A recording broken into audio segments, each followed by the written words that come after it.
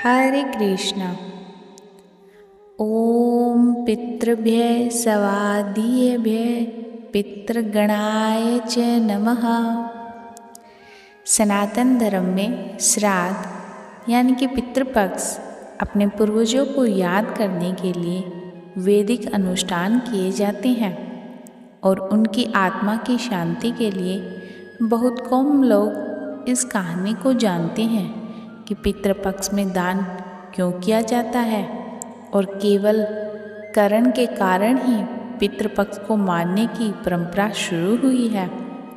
पुराणों के अनुसार पितृपक्ष में दान करने से आत्मा को स्वर्ग की प्राप्ति होती है। आइए आपको बताते हैं दानवीर करण से जुड़ी हुई इस कथा के बारे में। दानवीर करण के बारे में तो सभी जानते हैं कि करण देवी कुंती के सबसे बड़े पुत्र हैं और सूर्य देव के पुत्र भी। और सूर्य देव ने अपना वादा पूरा करने के लिए अपनी सुरक्षा का कवच भी दान किया था।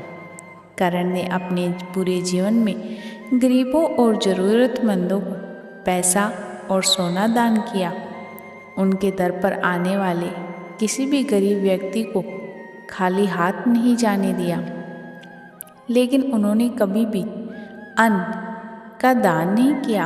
अपने अंतिम समय में जब करण मृत्युलोक छोड़कर स्वर्ग में गए तो उसे सोने और पैसे के अलावा कुछ नहीं दिया गया।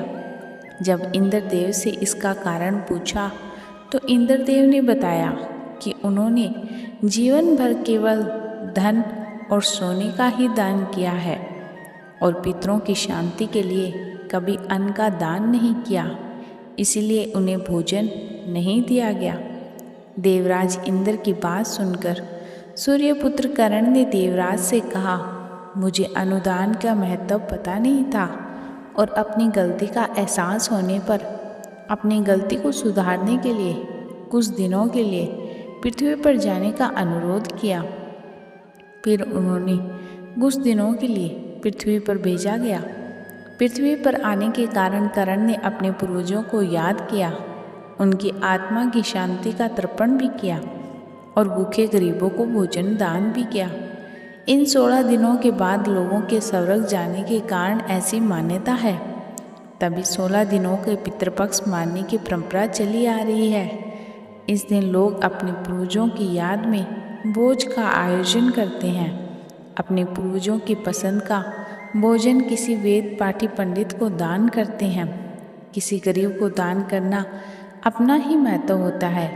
हमारे पूर्वज सभी कर्म कांडों को करते हुए देखकर प्रसन्न होते हैं और हमें आशीर्वाद देते हैं ताकि हम सुख शांति पूर्वक अपने जीवन का निर्वाह कर सकें।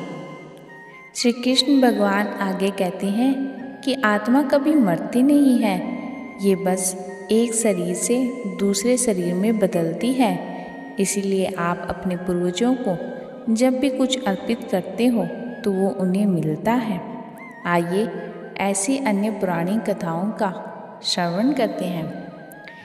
एक बार 2 भाई थे, जोगे और भोगे। जोगे अमीर था और भोगे गरीब। एक बार श्राद्ध का वक्त था तो अमीर भाई की पत्नी ने उससे श्राद्ध करने को कहा, लेकिन वो तो इस व्यर्थ की बात मानकर टालता रहा। ऐसे करने पर अमीर भाई की पत्नी ने सोचा, अगर श्राद्ध नहीं किया तो लोग बातें बनाएंगे, इसीलिए ऐसा करती हूँ कि अपने मायके वालों को दावत पर बुलाकर अपनी शान दिखाऊंगी। वहीं अमीर भाई की पत्नी ने श्राद्ध पर मदद करने के लिए गरीब भाई भोगे की पत्नी को बुला लिया। श्राद्ध का दिन आया तो भोगे की पत्नी का पूरा दिन काम करती रही, पूर्वजों के लिए खाना बनाया। लेकिन जैसे ही उनके पूर्वज खाने आए तो क्या देखा, वहाँ तो अमीर भाई के ससुराल वाले खा रहे हैं। पितर निराश हो गए। गरीब भोगे के घर गए तो वहाँ क्या देखा, पितरों के नाम पर अग्यारी दी हुई है। पितरों ने उसकी राख चाटी और भूखे ही चले गए। सबने आपस में बात की और कहा कि अगर भोगे अमीर होता तो उन्हें भूखा नहीं रहना पड़ता। पितरों को उस पर दया आई। उन्होंने कहा, भोगे के घर धन आ जाए। शाम हो गई। गरीब भोगे के बच्चे खाना मांगने लगे, लेकिन उनके घर में कुछ नहीं था। भोगे की पत्नी ने बच्चों को टालने के लिए झूठ ही कह दिया कि बाहर हौदी के नीचे खान को खा ले।